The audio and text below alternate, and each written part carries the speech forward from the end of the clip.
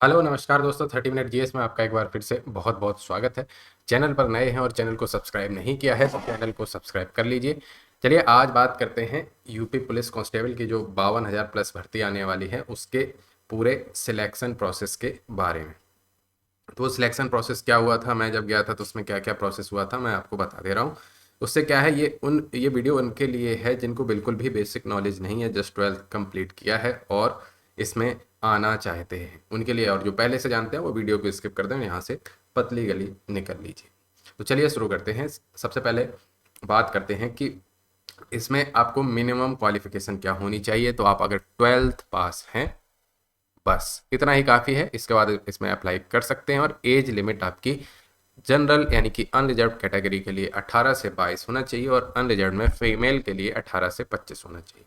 OBC के लिए 18 से 28 और बाकी अदर कैटेगरी के लिए 18 से आपको 31 देखने को मिलेगी। अब आप कहेंगे 28 31, देखिए अभी क्या हुआ है कि ये भर्ती हुई है 2018 में लास्ट है, बहुत समय बीत गया है।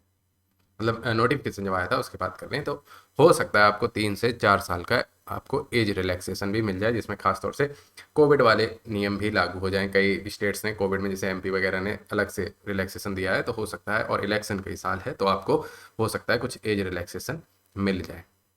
दूसरी बात, अब आगे बात करते हैं कि टेंडर की। तो टेंडर अभी फाइनल नहीं हुए हैं, हाइब्रिड मोड में एग्जाम कराए जाने की बात हो रही है और टेंडर फाइनल नहीं हुए लेकिन जल्द हो जाएंगे। फिर भी जल्द का मतलब आप समझिए आपकी परीक्षा नवंबर लास्ट, दिसंबर जनवरी स्टार्टिंग, इन 3 के बीच होगी। यानी कि ये आप समझ लीजिए कि 15 नवंबर के बाद और 15 जनवरी के बीच, इतना बड़ा समय आपको इसलिए दे दिया क्योंकि टेंडर है, आगे बढ़ता है, फिर कोई इशू आ जाता है ना, त्यौहार बहुत कुछ हो जाता है, फिर अगले साल इलेक्शन भी है, तो इसलिए आपको बता रहे हैं कि आप ये मान के चलिए कि 14 नवंबर या 15 नवंबर के बाद कभी भी एग्जाम हो सकता है और मैक्स टू मैक्स लेट होगा तो जनवरी, 15 जनवरी तक यहाँ पर लेट होगा, क्योंकि बहुत बड़ी संख्या में फॉर्म पड़ेंगे। 26-27 लाख फॉर्म पड़ने की उम्मीद है, तो कई शिफ्टों में परीक्षा कराई जा सकती है। अब देखिए टेंडर किसके पास जाता है, इसलिए मैंने आपको नवंबर से टाइम बताया।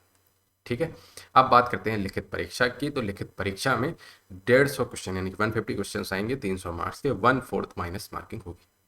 इसमें हिंदी और रीजनिंग, खास तौर से जिसको मोटी भाषा में हम लोग रीजनिंग बोलते हैं, हिंदी और रीजनिंग के आपको 37 क्वेश्चन, 37 क्वेश्चन, और मैथ्स, मैथ्स मतलब क्वांट की बात हो रही है, मैथ्स और जीएस के आपको 38 क्वेश्चन मिल जाएंगे। यानी कि कुल मिला के आपको 150 क्वेश्चन मिल जाएंगे 300 मार्क्स के। अब ये कहाँ से पढ़ना है, तो देखिए अगर आपने बिल्कुल भी पढ़ाई नहीं करी है अभी तक और स्टार्ट करना चाहते हैं तो हिंदी के लिए आप या तो लूसेंट हिंदी ले आइए या आदित्य पब्लिकेशन हिंदी ले आइए, कांस्टेबल लेवल की परीक्षा के लिए पर्याप्त। इसके बाद जीएस की बात करें, लूसेंट से पढ़ लीजिए और करेंट पढ़ लीजिए, बस पर्याप्त है। कांस्टेबल लेवल एग्जाम है, कोई बहुत भारी एग्जाम नहीं है। और आप अगर तैयारी बहुत मजबूत करना चाहते हैं, मतलब टॉप करने के लेवल पर, घटना चक्र उठा लाइए, जाहिर है। लेकिन घटना चक्र अब आपसे हो सकता है क्योंकि हम ये मान के चल रहे हैं, हम आपको एक 18 साल के स्टूडेंट मान के चल रहे हैं, तो मुश्किल आपको पड़ सकती है, लूसेंट पढ़िए बस। ठीक है, ये हो गई जीएस की। क्वांट और रीजनिंग की मैं बता रहा हूँ, आप टॉपिक वाइज मत पढ़िए, टॉपिक वाइज बिल्कुल मत पढ़िए। जो प्रीवियस क्वेश्चन पेपर हैं वो पढ़िए। इसके बाद जो आपके आ जाते हैं यूथ वगैरह के, नहीं, प्रैक्टिस पेपर, प्रैक्टिस पेपर करिए बस। उसमें आपकी सारी वैरायटी कवर हो जाएंगी और बहुत ज़्यादा हार्दिक इच्छा है सॉल्व करने की, तो मतलब आपको चाहिए ना कि लेवल थोड़ा सा अप कर लेते हैं। तो जैसे अभी हुई थी यूपीएसआई भर्ती, तो 54 शिफ्ट थी, 54 शिफ्ट, तो 54 के 54 शिफ्ट आपको मिल जाएंगे ऑनलाइन अवेलेबल। यूथ वाले ने भी दे रखी होगी तो आप उसको सॉल्व कर लीजिए, बस आपका काम हो गया, कहीं इधर उधर भागने की ज़रूरत नहीं है।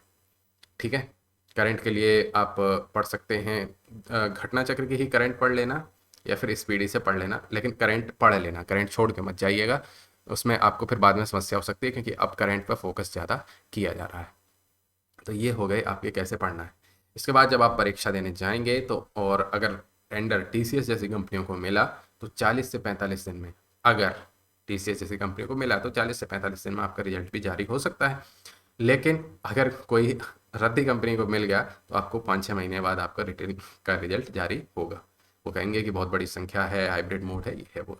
तो आप ये मान के चलिए, मान लीजिए दिसंबर में आपका एग्जाम होता है तो आपको मई के आसपास आपको रिजल्ट देखने को मिलेगा। ये इसलिए मैं बता रहा हूँ कि अगर किसी को लग रहा हो कि मेरी फिजिकल की तो तैयारी है ही नहीं, तो क्या मैं परीक्षा देने जाऊँ, क्या मैं फिजिकल निकाल पाऊंगा, तो बहुत टाइम मिलेगा। उसके बाद एक लिस्ट निकाली जाती है, उसके बाद वो पीएसटी की लिस्ट होती है, यानी कि फिजिकल स्टैंडर्ड टेस्ट की लिस्ट होती है। आप उसके बाद आपको पीएसटी सेंटर अलॉट किए जाते हैं, जैसे कानपुर है, इसके बाद गोरखपुर है, ये आसपास के सेंटर, आगरा है, यहाँ पर आपको जाना पड़ता है, डॉक्यूमेंट्स के साथ जाना पड़ता है। जो डॉक्यूमेंट्स मंगाए जाते हैं, निवास प्रमाण पत्र और ये सब जितने प्रमाण पत्र हैं वो चेक किए जाते हैं। उसके बाद आपका फिजिकल स्टैंडर्ड टेस्ट चेक किया जाता है, जिसमें आपकी हाइट हो गई 168 सेंटीमीटर मेल के लिए, 152 फीमेल के लिए। इसके बाद चेस्ट 79 सेंटीमीटर और उसमें 5 सेंटीमीटर का एक्सपेंशन, ये आपको चेक किया जाता है, हाइट हो गई। और चेस्ट वेट तो ऐसे ही चेक किया जाता है, मिनिमम 40 kg चाहिए होता है, उसमें कोई भार नहीं होता है। दूसरी बात, अगर चेस्ट में थोड़ा बहुत ऊपर नीचे है, हाँ, उस समय आई साइट चेक नहीं होती है पीएसटी में। और अगर आपका थोड़ा बहुत चेस्ट ऊपर नीचे है तो एडजस्ट हो जाता है, लेकिन हाइट ऊपर नीचे है तो एडजस्ट नहीं होती है। तो ये चेस्ट का वो मान के चलते, हो सकता है किसी कारण से कम हो गया हो, बाद में भी बढ़ा घटा सकते हैं, लेकिन हाइट में तो घटा बढ़ा सकते नहीं, इसलिए हाइट में वो किसी भी तरह का कंप्रोमाइज़ आपका पैनल नहीं करता है। आई साइट उस समय चेक नहीं होती, बाकी नॉर्मल होता है। इसके बाद जितने लोग पहुंचे होते हैं उनको शॉर्ट लिस्ट कर लिया जाता है, और लगभग उससे थोड़े दिनों बाद, यानी कि 20 से 25 दिन बाद, आपको यहाँ पर रनिंग के लिए सेंटर अलॉट कर दिए जाएंगे। ठीक है, फिर वही सेंटर पढ़ते हैं जहाँ जहाँ पर इनकी रनिंग होती है। रनिंग का आपको पता ही होगा, मेल के लिए आपको 25 मिनट में 4.8 किलोमीटर और फीमेल के लिए 14 मिनट में 2.4 किलोमीटर कवर करनी होती है। यानी कि ज़्यादातर ग्राउंड 400 मीटर के होते हैं, 12 चक्कर आपको कंप्लीट करने पड़ते हैं। तो जब वो लिस्ट आपके पास आ जाती है तब आप वहाँ पर पहुँचेंगे, फिर वहाँ पर भी वही डॉक्यूमेंट वेरिफिकेशन, पीएसटी वगैरह होगा। आई साइट वगैरह मेडिकल कुछ नहीं होता है, जनरल बस फिजिकल स्टैंडर्ड टेस्ट आपके चेक होंगे और रनिंग वगैरह करा दी जाती है। रनिंग वगैरह करा देने के बाद उसमें जितने पास फेल होंगे, शाम तक आपको नोटिस वहीं पे चिपका दिया जाता है, आप चेक कर सकते हैं। फिर उसके बाद एक फाइनल लिस्ट आएगी, रनिंग में जितने पास होंगे उस हिसाब से। तो लगभग पहले कम पास होते थे, अब तो थोड़े सब लोग स्ट्रॉन्ग हो गए हैं, तो 70 to 80% लोग पास हो जाते हैं। तो उनके बाद उसके बाद आपकी फाइनल लिस्ट आ जाती है। फाइनल लिस्ट आने के बाद आपको लगता है आपका सिलेक्शन हो गया, जी नहीं, अभी बहुत बड़ा गेम बाकी होता है। उसके काफ़ी समय बाद आपके लिए, आप बहुत समय बाद, समझ रहे हो, बहुत समय मैं कह रहा हूँ, याद रख लेना, जब भर्ती कंप्लीट हो तब ये वीडियो देख के बता दें। उसके बहुत से समय के बाद, यानी कि 4 से 5 महीने के बाद, आपकी मेडिकल की लिस्ट जारी होती है। मेडिकल की लिस्ट जारी होने के बाद पहले स्थानीय स्तर पर, कांस्टेबल वाले में स्थानीय स्तर पर जो आपका ज़िला है वहीं पर, ठीक है, वहीं सिविल लाइन में आपको मेडिकल के लिए बुलाया जाएगा। और मेडिकल में फिर वही पीएसटी, पहले तो हाइट चेस्ट वेट, इसके बाद आपके आई साइट चेक करी जाती है, और आई साइट इसके अलावा कलर ब्लाइंड है कि नहीं है ये सब चेक किया जाता है। आई साइट अगर थोड़ा बहुत चश्मा है, यानी कि 0.5, ये सब, तो ये सब एडजस्ट हो जाता है, ज़्यादा में समस्या होती है। इसके बाद फ्लैट फिट नॉक नी आदि भी चेक किए जाते हैं। ठीक है, बोल एक्स बहुत कुछ होता है, तो वो सब चेक कर लिए जाते हैं पीएसटी में। फिर उस सब के बाद फिर से वही शाम को लिस्ट आपको पता चल जाएगी, उसमें जो फेल होते हैं वो री मेडिकल के लिए एक डेट मिलती है और आपको री मेडिकल सेंटर पर पहुंचना पड़ता है। तो ये पूरी प्रोसेस कंप्लीट होती है। इसके बाद आपको, ठीक है, इसके बाद आपको एलोकेट किए जाते हैं जिले वगैरह की, कहाँ पहुंचना है कहाँ नहीं। तो ये थी पूरी प्रोसेस। आगे जो सेकेंड वीडियो आएगा उसमें मैं बात करूंगा कि जो बिल्कुल रनिंग में जीरो है, रनिंग स्टार्ट करने वाले हैं और उनको लगता है कि 25 मिनट में 4.8 किलोमीटर कैसे होगी, मतलब खुलिए देखो ना, शरीर अपने जैसे शरीर वाले, तो उनके लिए ये वीडियो, अगला वीडियो बनाएंगे। चैनल को सब्सक्राइब कर लीजिए, चैनल पर नए आए हैं तो चैनल से जुड़िए, और एक बार आपके डेट आ जाने दीजिए तो आपकी क्लासेस भी स्टार्ट कर देंगे। बहुत बहुत धन्यवाद।